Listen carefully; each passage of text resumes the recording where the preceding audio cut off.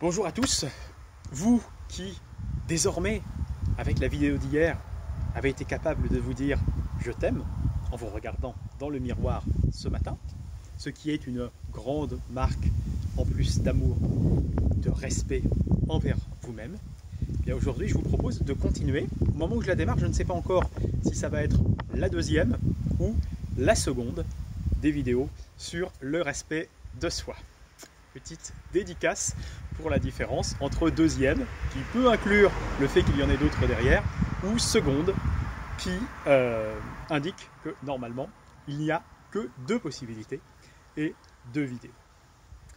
Donc, on avait parlé hier dans le respect de l'amour de soi-même. Aujourd'hui, je vous propose de parler d'être soi-même, de l'authenticité. Alors, être soi-même, c'est pas toujours évident. C'est pas toujours évident. Il y a deux cas déjà. C'est être soi-même avec soi et être soi-même avec les autres. Ça peut être avec un individu en particulier et à l'intérieur d'un groupe. On parlerai un petit peu de ça. Justement, être soi-même, pour moi, ça commence d'abord avec son miroir. On y revient encore.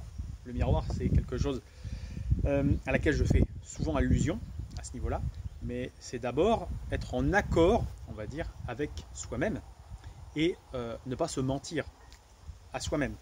C'est-à-dire être franc, ne pas se cacher les choses, ne pas se voiler la face sur ses qualités, sur ses défauts, sur la situation dans laquelle on est, sur ce que l'on veut avoir et obtenir.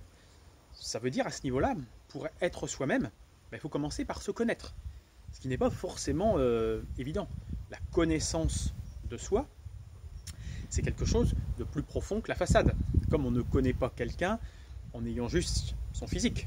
On connaît quelqu'un en sachant comment il fonctionne notamment mentalement. C'est pareil pour nous-mêmes. Donc un exercice qui peut être à faire, c'est essayer de se dire qui je suis, quelles sont mes valeurs, quelles sont mes qualités, quels sont mes défauts, quelles sont les choses que j'ai envie d'améliorer, quelles sont les choses qui finalement ne sont pas très importantes pour moi. Comment j'ai envie d'évoluer à l'avenir, qu'est-ce que j'ai envie d'être dans l'avenir, finalement avoir cette connaissance de soi qui va permettre d'être soi-même et de se respecter, c'est important et c'est tout un travail. Ça peut être bien de prendre un petit moment justement pour noter 2-3 aspects de chaque chose. Voilà qui je suis, qui je pense être, qui je veux être, qu'est-ce que je veux, mes qualités, mes défauts, etc. Pour déjà ne pas se mentir à soi-même, avoir une bonne connaissance de soi-même. Et ensuite, c'est cette face-là finalement, quand on la connaît, quand on l'assume, c'est plus facile aussi de la montrer aux autres, de la montrer avec quelqu'un à qui on va parler, d'être sincère quand on est par exemple en duo, quand on va échanger les choses avec quelqu'un. Ça c'est la deuxième étape. C'est plus ou moins facile selon les gens. Et après l'étape, c'est être soi-même à l'intérieur d'un groupe. Là, à ce niveau-là, personnellement, pour moi, c'est quelque chose qui est extrêmement compliqué, finalement, de me sentir bien d'être moi-même dans un groupe. À partir seul avec moi-même, je commence à bien y arriver. En duo, je suis capable d'avoir des échanges très profonds, de parler de moi sans aucun souci, d'échanger, etc., sur ce que je suis, etc. Dans un groupe, pour moi, c'est compliqué.